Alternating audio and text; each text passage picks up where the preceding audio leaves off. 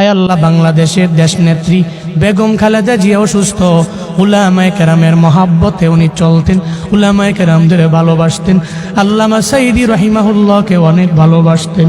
আয় আল্লাহ, আলেমদের মহাব্বত করতেন।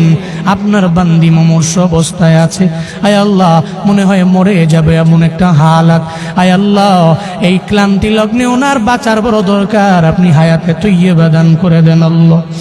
আয় আল্লাহ, জীবনে উনি যে ভালো কাজগুলো করেছেন, আয় আল্লাহ, এই ভালো কাজের উসিলায় আপনি সিহতে আফিয়ত দান করেন।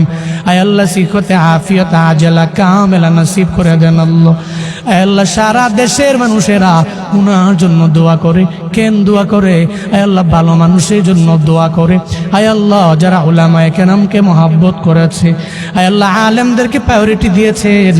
আয় আল্লাহ, উনি বলেছে উলামায়ে কেরামরা জঙ্গি না, জীবনও জঙ্গি হতে পারে না। বাংলাদেশের উলামায়ে কেরাম নিয়ে যে কথা বলতে পারে সে উলামায়ে কেরামের অবশ্যই শুভাকাঙ্ক্ষী। আয় আল্লাহ, এই জন্য আমরা উলামায়ে কেরামের আপনার দরওয়াজায় হাত বাড়াইলাম। আপনার বান্দিরে আপনি সিহতে আফিয়ত দান করেন, আজলা কামেলা নসিব করে দেন রে আল্লাহ।